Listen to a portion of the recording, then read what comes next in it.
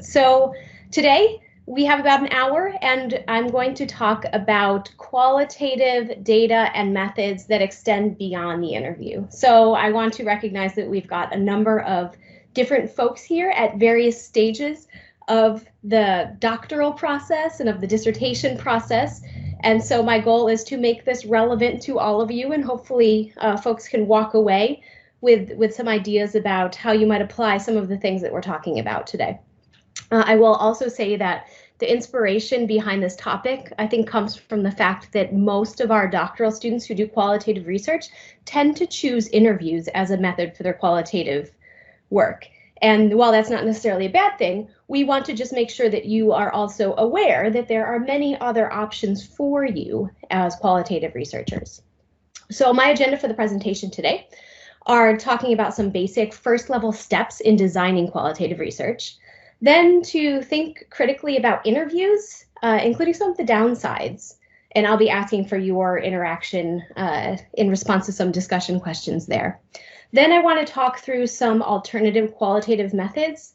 That is a very, very long list. And so certainly this workshop will not be comprehensive of everything that you could do, but I'm hoping to give you some different ideas and some starting points that you can follow up after today.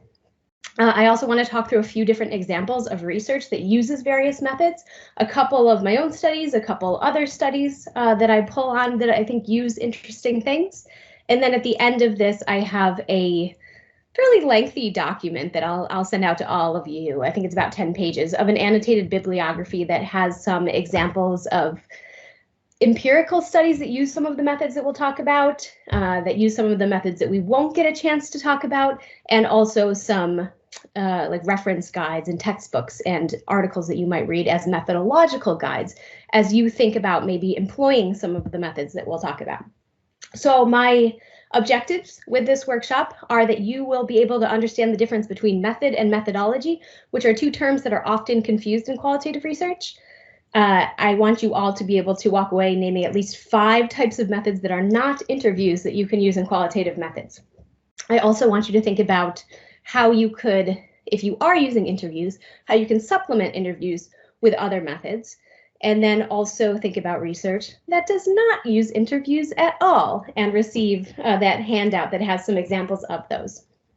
And then more personally, my goal is to encourage our students within the department and within the college to use multiple methods beyond interviews and in addition to interviews as you design dissertation research. And I mostly just want to inspire some creative thinking when it comes to designing qualitative research. So I'm hoping that you will log out today and have your brain working and sort of thinking about how can I potentially apply some of these. I also want to mention, I think I already said, there's a lot to this topic. This is just a primer. So the example shared today will only begin to sort of scratch the surface of a much larger topic, which is why I have that Word document handout that I'll make available at the end of this so that you have some places to go after this. All right, so I first want to clarify 2 key terms that are often used synonymously, although they are not necessarily synonyms. So that is methodology and method. They are different. A methodology is an overall research strategy, and it's the analysis of all the methods and procedures within a study. So an example of a qualitative methodology might be something like narrative inquiry, or phenomenology, or content analysis. And I recognize that some folks have taken qualitative research methods courses, and those terms may be familiar, and some folks have not, and they may not be familiar. So just bear with me here. But those are major traditions within qualitative research that have their own types of methods. So methods are a specific tool or technique for collecting data. So an example of a qualitative method would be an interview or a survey or document analysis. So some of the specific procedures that you are carrying out that fall within sort of the values of a larger methodology. Okay, so I'm going to use both of those terms a lot today, so I want to make sure that we understand the difference. To further complicate things, because nothing is ever totally clear in research, and especially not qualitative research, it seems, There are some cases in which methodologies can also serve as a method. So for example, content analysis, which I knew a few folks were curious about, can arguably be both. But in general, we're usually looking to identify a methodology, larger system, and methods, specific procedures. All right, so some steps in designing research.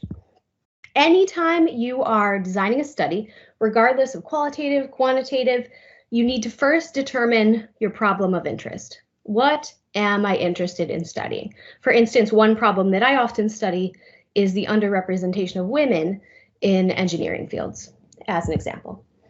Then you need to choose your unit of analysis.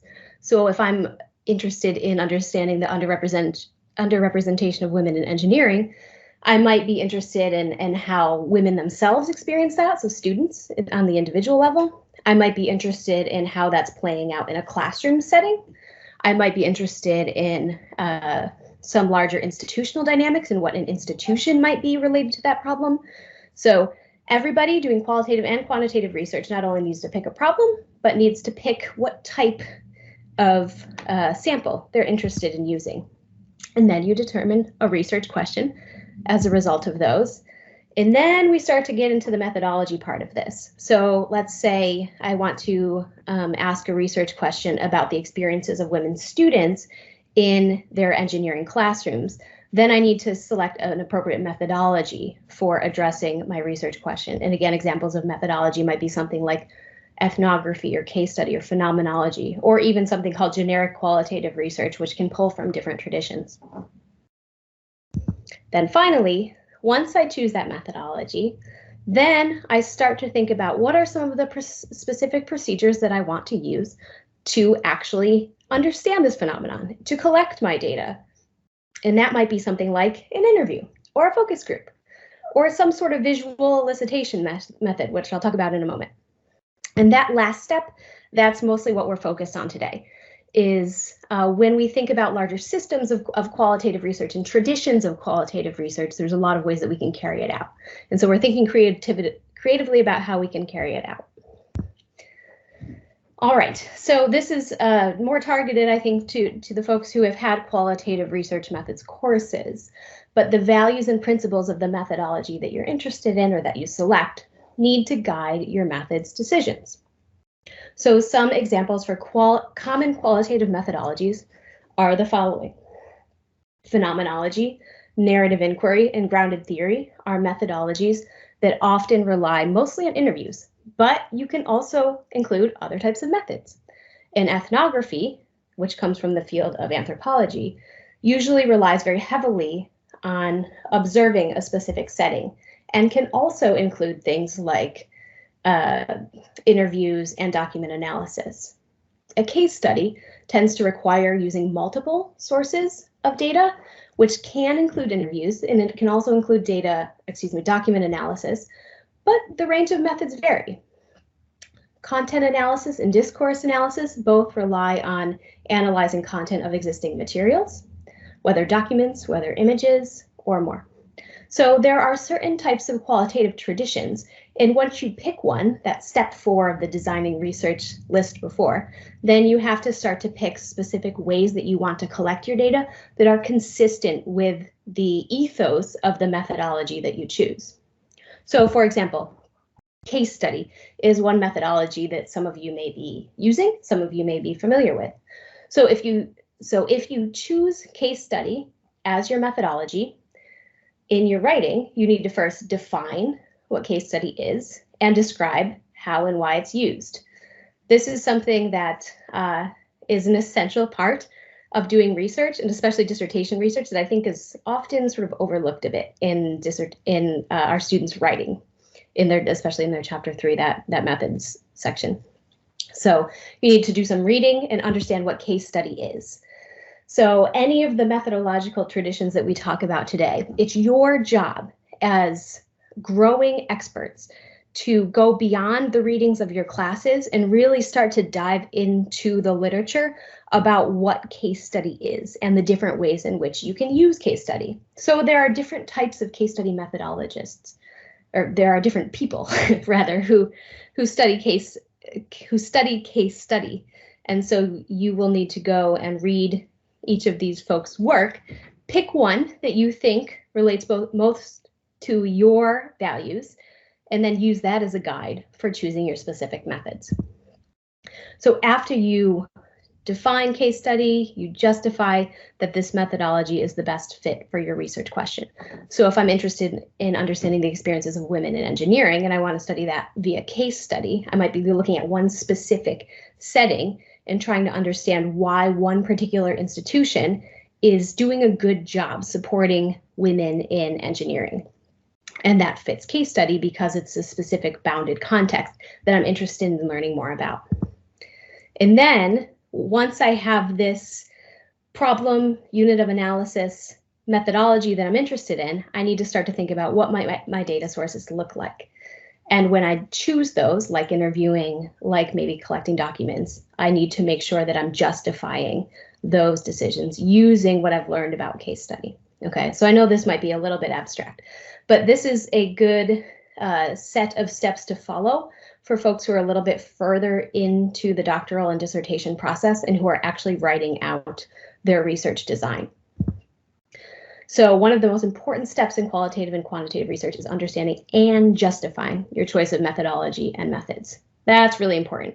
So if you take away just one thing today, it is that you need to be reading about methodologies so that you can support the choices that you make.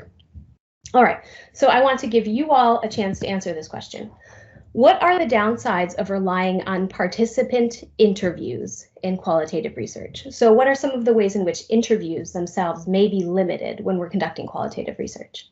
And please jump in. I think sometimes participants might answer in a way that they expect you to, that they think you expect them to answer. You can get a little bit of bias there. Yeah, good point. Your interview questions may also be limited in what they can capture. For each individual participant, there might be more that they can tell you, but your interview questions may not be capturing all of that. Yes, great point. Limited access to the participants. That's currently what I'm dealing with now. Okay, excellent point. Do you mind elaborating a little bit on that? Yes, I'm, excuse me. Okay, Dr. Smith, this is Cassandra. I'm looking to interview ex-offenders. Yes. So I'm having issues with locating people that are willing to participate. In addition to, I'm also going to try to at least interview incarcerated individuals also. And with COVID, they're still not allowing people access to the facility. So I'm kind of at a standstill now. Okay, great points. Thank you.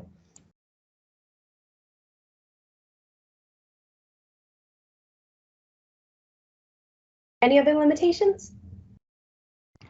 I think you're only getting the one perspective, right? You're only getting the perspective from the interviewee, not necessarily. So like I'm looking at higher education leaders, not the follower perspective, which could be add another dynamic to it. Interesting. Yeah. There could also be situational bias depending on time of day, how the experience that the person may have been having a bad day or a bad experience recently could vary. If you interview them at two different times, you might get different answers. Yeah, all excellent points.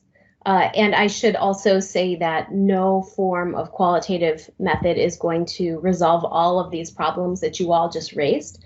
But I do think it's important for us to think about the limitations of every given method, especially when we're often thinking about interview as the default of qualitative methods. So some downsides that come to mind for me revolve around the power dynamic. So as was mentioned before, the interviewer tends to be the person who determines what's important, and that person may overlook critical topics or ideas in their protocol or in their procedure. The quality of the interview often depends on the skill of the interviewer, and there's a lot of factors that can influence that, including the importance of building rapport between interviewer and interviewee, And also, just an interview is the comfort level and familiarity with their own protocol and knowing when to ask follow-up questions and knowing when to move forward.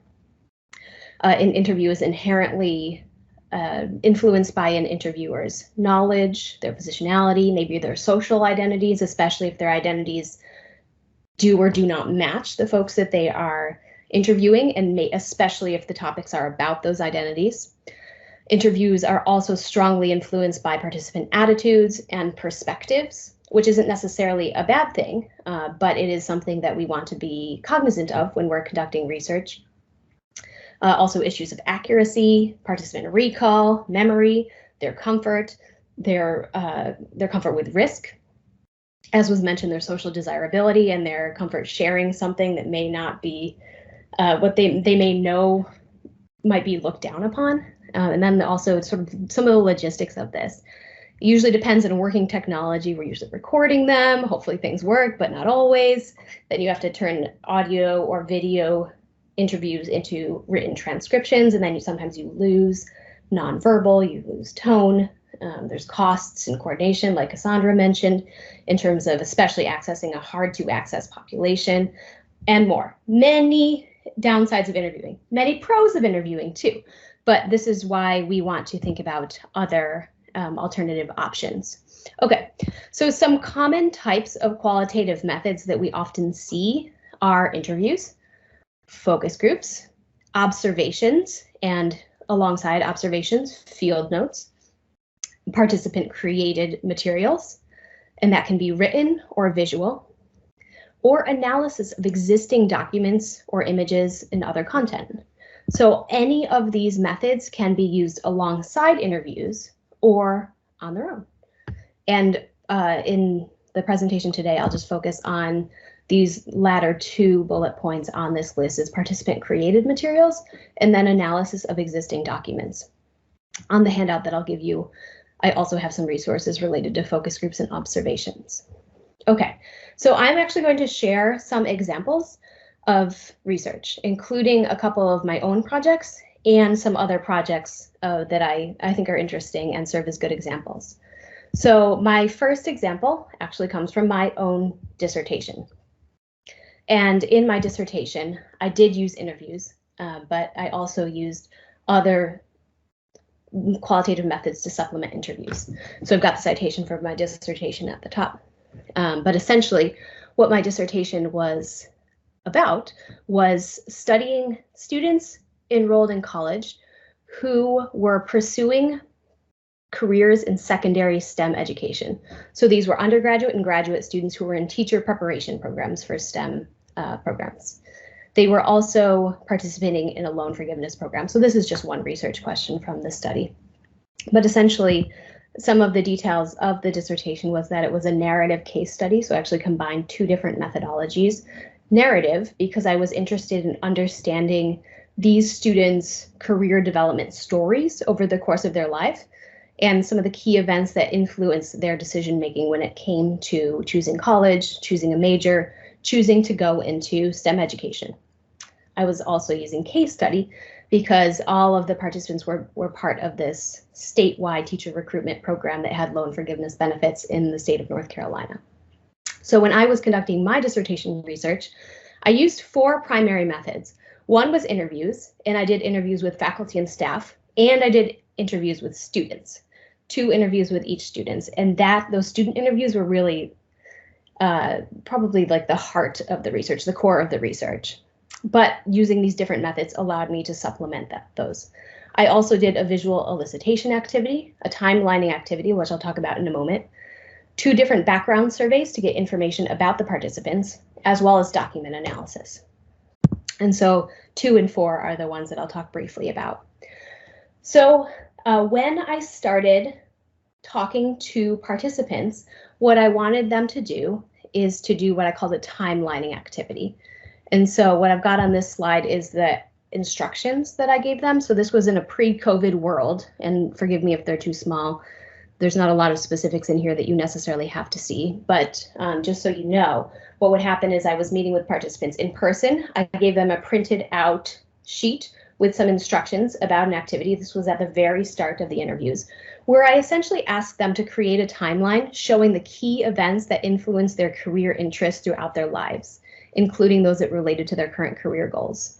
So I was interested in key events related to their personal or academic life, in their work history, in critical interactions with others, and gave some examples within this set of instructions. I also said, there's no wrong way to do this. You can do this any way that you want, but really the goal is to get you brainstorming some of the important things over your life. So remember that research question was about understanding career development. So I was asking about these for a reflection on experiences throughout one's life.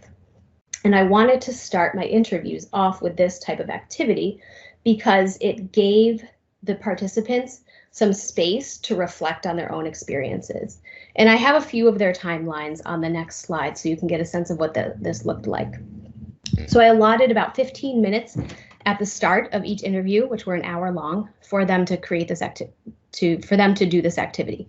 And it looked like different things for different people, but essentially students took the opportunity to just sort of reflect on some things that they thought were significant when reflecting on their own paths. So you can see in this first example, this person drew an actual timeline and mentioned some grades that were significant starting in elementary school, and noting about the fact that they didn't do their homework when they were young, and then they had a favorite science teacher in middle school, and some programs that they participated in during high school, and then some college decisions. Another example of a timeline that I got was this. And so this is a pretty elaborate one. It's also an actual physical timeline where a person is indicating some significant events that happened to them at different points in their life. Another example of a timeline is something like this, where there's no visual structure, but somebody was just sort of brainstorming some significant experience that they had. Notably, this one focuses mostly on high school experience and college. They noted some things on the left margin there about, I played teacher growing up and always loved science, that sort of spans time. But they wrote some more recent activities. And then I should say that when I invited participants to do their interviews, I had sent them this information ahead of time saying, hey, I'm going to have you do this timeline activity at the start of the interviews, just so you can start thinking about it. And also, if you want to do it before we meet, you're welcome to as well. And I did have 2 participants do it ahead of time, including this person who wrote out 2 entire pages of a timeline of specific events in their past. And it's almost all specific academic achievements. So these looked really different from one person to the next. But when I started my interviews with this activity, again, taking about 15 minutes for those who did it while we were meeting, then I could transition into an interview protocol that started with, so tell me about your timeline, or what came to mind during that activity. And we already had a starting point for some of the conversation. So that activity supplemented the interviews. It kicked off the interviews. And some of the pros of doing something like that was that it helped participants remember their experiences. It gave participants more power and voice, so they got to choose which experiences to prioritize within their narratives, rather than just waiting for me to ask the right questions. It certainly offered a starting point for interviews. And for me, it also gave me an opportunity to know when to ask probing questions. So they could tell me about experience and I could sort of pipe in and say, you mentioned this teacher was really important. Could you tell me a little bit more about that?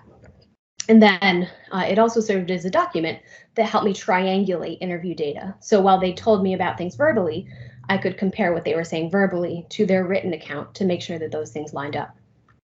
There's always cons to any method that you use. So some cons regarding this one was that some folks were more excited about it than others. It was time consuming. Some of them got really into it, which was great, but it took away some time from the interview. And that participant that had those 2 typed out pages spent the entire interview time talking about her timeline. I didn't ask a single question, I don't think, which Certainly doesn't follow the protocol that I had designed, but gave her a lot of voice in her experience, and she naturally covered many of the questions that I would have asked anyways. So that's one example of a way that you can supplement interviews. I also mentioned within— Dr. Smith? Yeah, sorry, we had a quick question in the chat that was asking if you thought it helped to establish rapport. Absolutely. Sometimes it's awkward when you're doing interviews, especially if you don't have a pre-existing relationship with your participants, which wasn't the case for me within this study. So it's a little bit awkward when you meet them, you go over the procedures, and then we started by doing this activity. And although it is a little bit awkward to sit there and watch them do it, or I've done this virtually as well, and it's sort of the same thing. Once they finish up and once we start talking, the participants have the floor for however long they want it. And to me, that was actually a bit of a game changer in terms of building rapport, because it gave them all the power and all the voice to say what they wanted to say. And I think that helped them to feel listened to and more empowered within that process. So you could do that at the beginning, you could do that in the middle, you could do something like that at the end, you could do it separately from the interview. I've heard of folks doing something like that electronically before they meet for the interview. But I do think, regardless of the way in which you structure it, there are pros and cons to every approach. But if you do it before an interview, have them do some sort of writing activity, it can give you a starting point to work with that fits their experiences, rather than just sort of following a more standardized and drier protocol that may or may not apply directly to them. Thanks for sharing that. Yeah, if questions come up in the chat, feel free to just jump in, since I'll miss them. All right, so in addition to that, I did the interviews, and I also did some document analysis. So I asked participants to submit documents that they had that were related to their career development, and that could look like whatever they thought was appropriate. And this was optional. In my studies, students were at different institutions, so they didn't necessarily all have standardized documents. I was hoping that I'd be able to get from all of them the applications that they had submitted for the program they were all participating in, but because it was an electronic application, many of them had not saved their answers. So I was hoping to get their written essays, but not all of them had them. So a few folks submitted documents, like their application essays for the program they were participating in. Some of them had to write reflection essays about the program, depending on which campus they were at. So some of them sent those to me. One person sent a paper they had written in high school about their career goals. Somebody sent a link to their personal blog where they were writing about their experience in the program. So within this particular study, those documents helped me to mostly just triangulate what I was hearing in interviews. And that word triangulate usually means to almost compare what you're hearing in interviews with other sources to make sure that the same ideas match up. It also helped me to develop the narratives for each participant. So because this was a narrative inquiry study, part of what I had to do was write a narrative or re-story the narrative for each participant. So write a multiple page account of their critical experiences that we had discussed related to career development. And so for folks who submitted these documents, I was able to enrich those narratives with some of this content that they had submitted. Of course, as I mentioned, the downsides were that in this case, not all the participants had the same documents available. So it was sort of difficult to standardize what I was getting from them.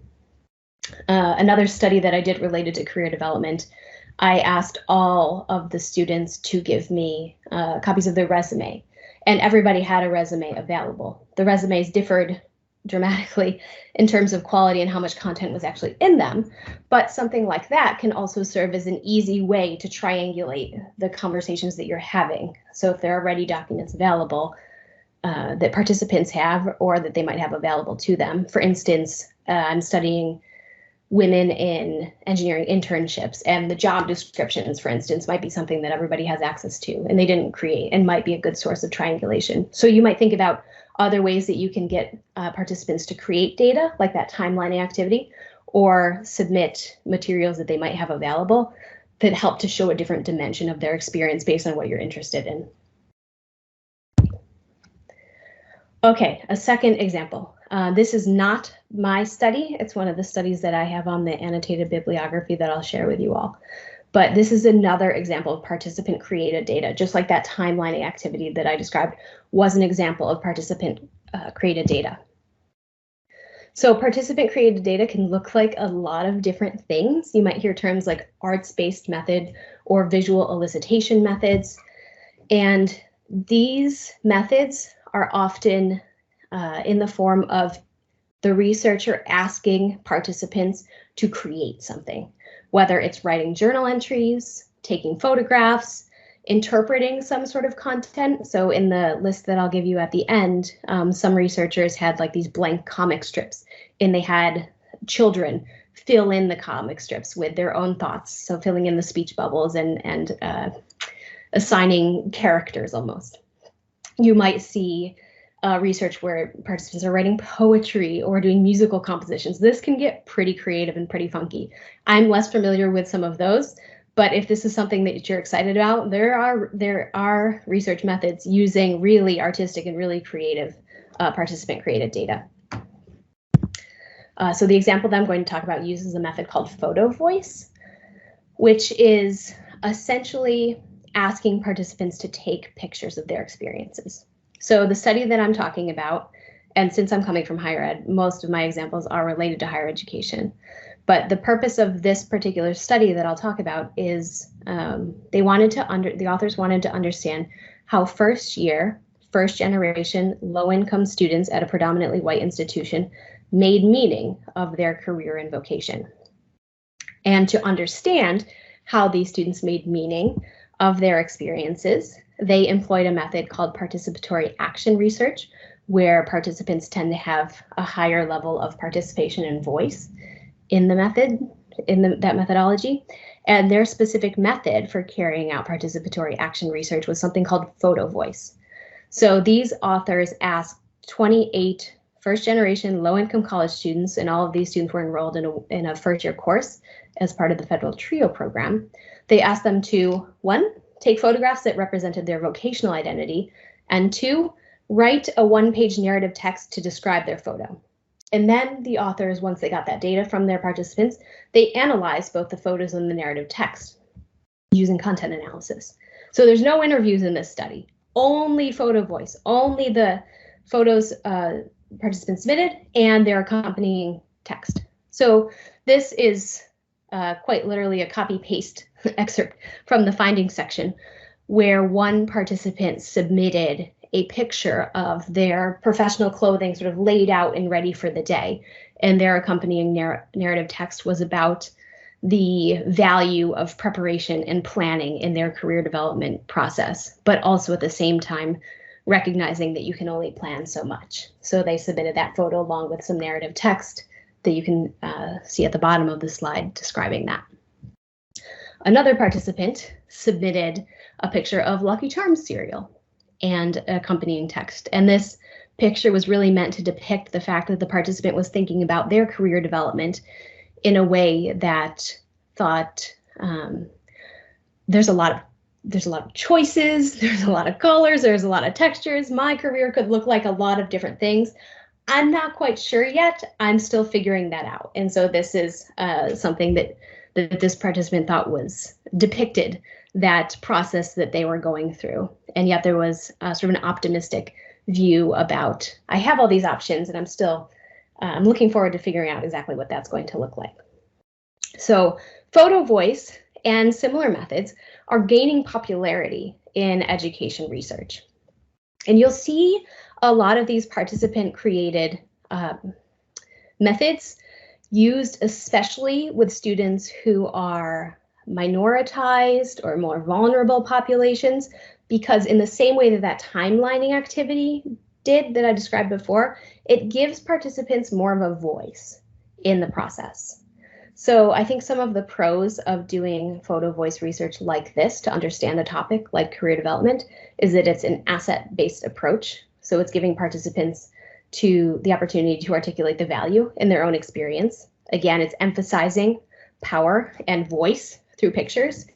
And in this case, the authors were saying that Asking the participants to take photos was a mode that participants were very comfortable with because they were often on social media, comfortable taking pictures with their phone.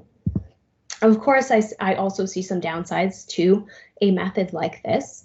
For instance, if you're seeing a picture of Lucky Charms and you need to understand why that relates to a participant's career development, there may be an element of interpretation at a higher level than you might have to grapple with if you're conducting interviews, although I think that narrative text helps to bridge that gap. The researcher also has less oversight over data collection quality. You're just sort of asking folks to go out into the world and to do this. Some will, some won't, and the authors had reflected in their article about the fact that they had used the term vocational identity. So go take pictures of something that depicts your vocational identity.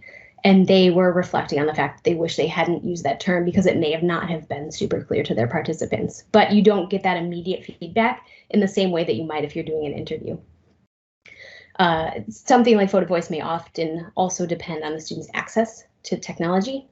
And there's potential ethical issues too. There's always potential ethical issues, but it might be more difficult to redact identifying information, or you might see something concerning in a photo, but that's always a risk of qualitative research. So that's Photovoice in a very short nutshell. And again, we're just scratching the surface here. The goal is to get you thinking about new ideas and ways of doing research. All right, a third example, content analysis focused on images. So I'm going to talk about another study that I was working on for a long time. That's content analysis. No interviews, only content. So I've fielded a good number of questions about content analysis, and I think students are increasingly getting curious about the different ways that they can employ that methodology, either to supplement interviews or in place of interviews. So content analysis is a super broad methodology, and arguably a method as well, that can be employed in different ways. It can also be employed both quantitatively and qualitatively, and both. It can also be used on texts, images, art. Text is really broadly defined here. And in content analysis, researchers are using existing materials and paying attention to things like frequency of certain content and absence. Sometimes they're using statistics to determine relationships, so how often something is showing up and whether or not it's related to another variable of interest. Researchers may be reading texts or looking at images and paying attention to language use or meaning or implications. There's usually sort of a different level of content analysis, if that's the case, called discourse analysis. They might be looking at the nature of language and linguistic technique, or they may even be looking specifically at dynamics related to power and oppression and the way in which certain language might perpetuate that. And you'll see a type of methodology called critical discourse analysis, where that's the case, that focus on power. This study that I'll talk about right now is just sort of a general content analysis study that uses both quantitative and qualitative data. So this was a project that when I was a doctoral student, one of my classmates proposed to me, and we decided to work on it, and it took us forever. But I think it's kind of a fun project to share. So essentially, we knew of a campus that had a free speech tunnel. It was a large public institution. And it was covered in graffiti, and this tunnel was very large. And this was during the Trump presidential administration, and there was a lot of discourse and attention to hate speech on campus and the way in which campuses were responding to instances of prejudice. So we were interested in how this free speech tunnel how it was being used by students, and how that may influence experiences of the campus environment. So we had a couple of research questions about how do graffitists use a campus space designated for written expression. Specifically, what content and themes are common in the graffiti used in the space, and taking note of how long specific pieces of graffiti stay, what types of messages or content tends to be more acceptable or less acceptable depending on how quickly it gets covered up.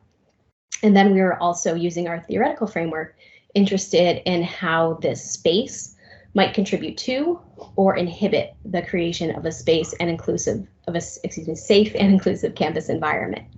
So our methodology here was content analysis. Our method was also content analysis, and we were using both quantitative and qualitative measures in doing so. So for 30 days, I went to this campus first thing in the morning and took photographs of the campus tunnel that we were interested in. It was about 70 pictures every single day. And then my partner would stitch them together using Photoshop.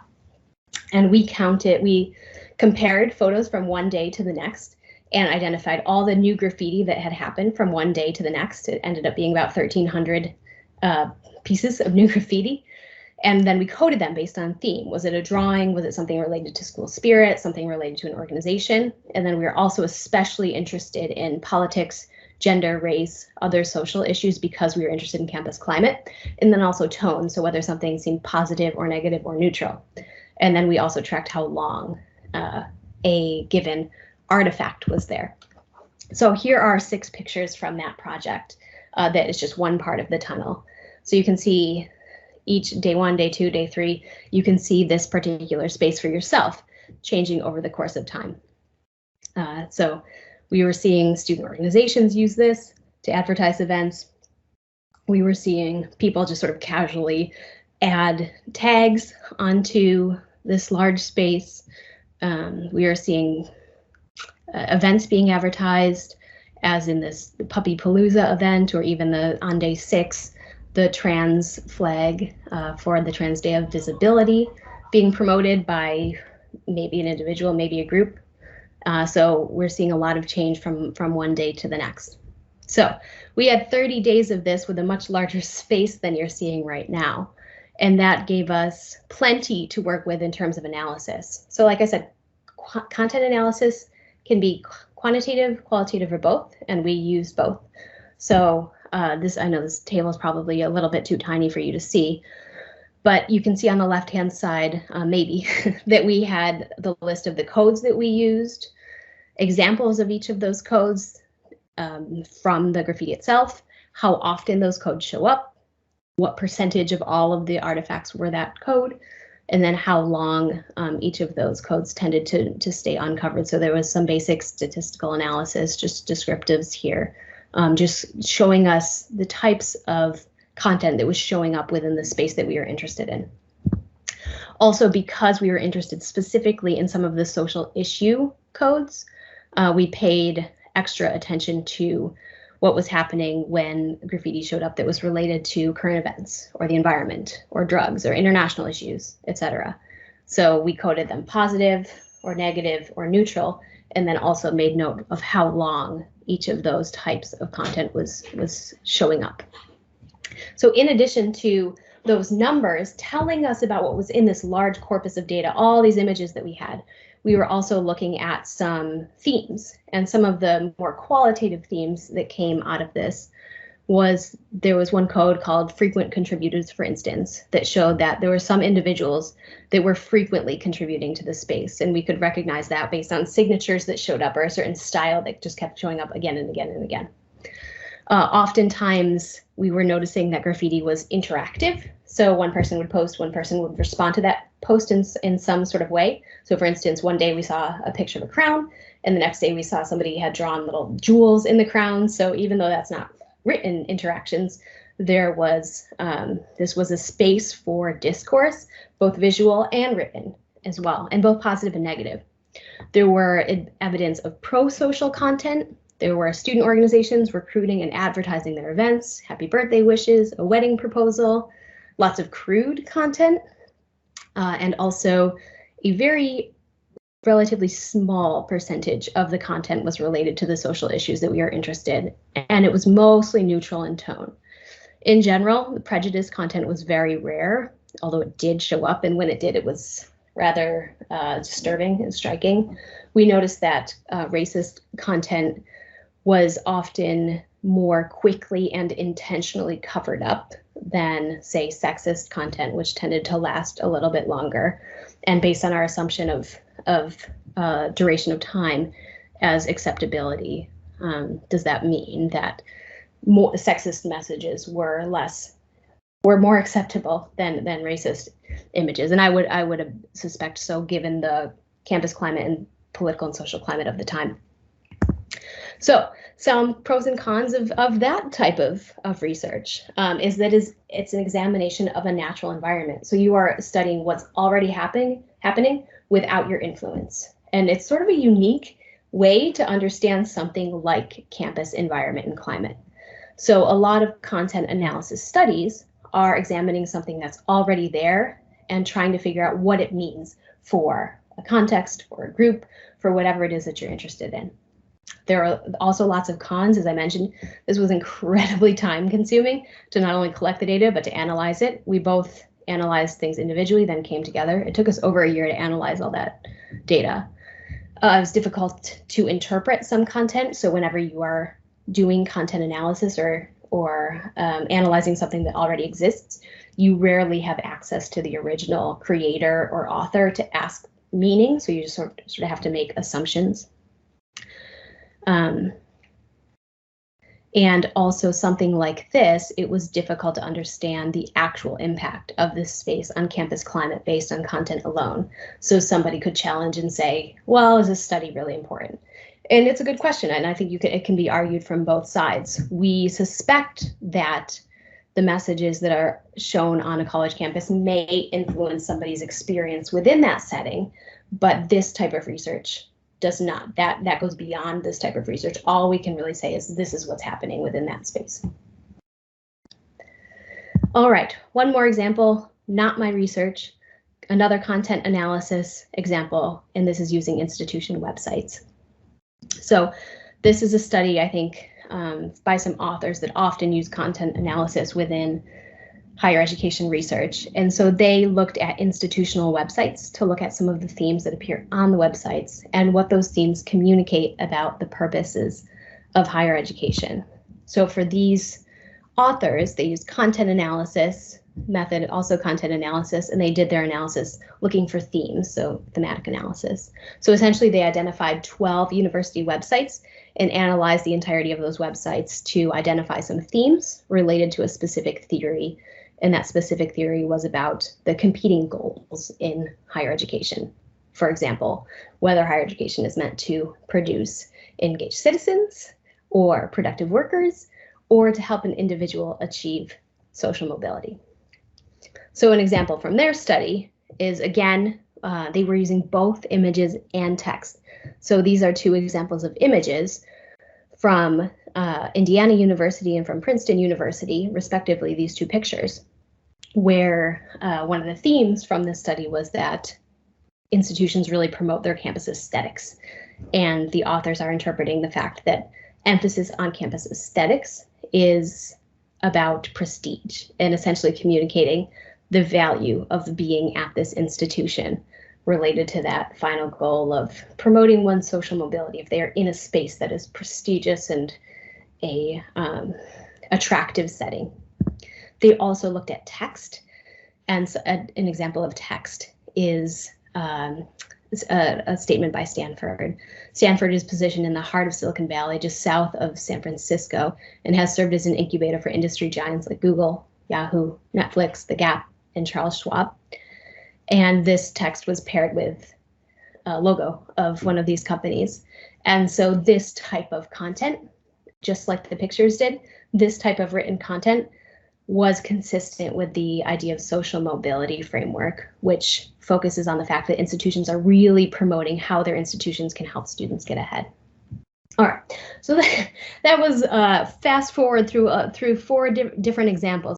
I also have this handout that I wanted to give you all too, that gives some examples that you can follow if you're interested in any of the things that I ran through today, or some things that I didn't, including focus groups, participant observations, some more examples of the visual and written elicitation methods, and then also some different types of content analysis. So focus groups might be used in addition to interviews or instead of interviews. And for example, related to focus groups, I've got two sort of starting point resources on this, including a book and then including an article on a specific type of focus group called culturally responsive focus groups, and then some examples of studies that use focus groups, and underneath each example, sort of a quick description, like a little bit of an abstract. So this is an annotated bibliography. So 2 examples of studies that use focus groups and use them in different ways. Same thing with observations.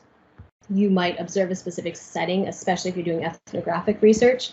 And so here's a couple books to get you started on this topic, and also some articles that you might look into further if you are interested in doing observations, especially in both of these examples are related to doing classroom observations, whether in a K-12 setting or in a higher education setting. There's lots of different types of visual and written elicitation methods. Like I mentioned, the timelining one and Photovoice are just 2 examples. And so I've got a number of different examples here that used drawings, this is the Photovoice example, the second one. This third one is the example that I briefly mentioned, where they had children filling in comic strips to talk about instances of bullying. And then this last one was with veterans, and they used a timelining activity sort of similar to the one that I used, as well as in Identity Circle, where veterans wrote their different identities and how salient those various identities were to their present experience. And then another study that asked for journal entries from their participants, which is especially helpful when you're studying experiences of something over the course of time. And then content analysis. So I gave 2 different examples of content analysis, that graffiti study and also the website study. But this can look like archival research focused on historical documents.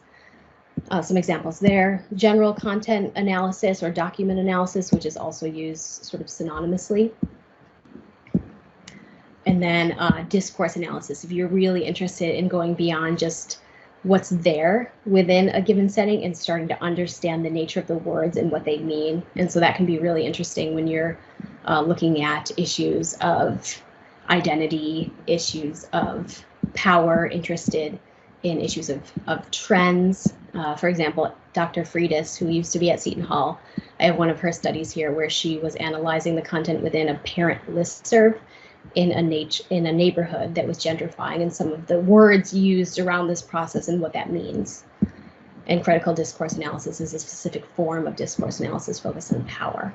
So I'll send that out to you so you all have a reference point if you should want to look into any of this further to go from today. But the goal was just get you started. Here's some ideas, probably too many ideas, and then continue to think creatively about qualitative research.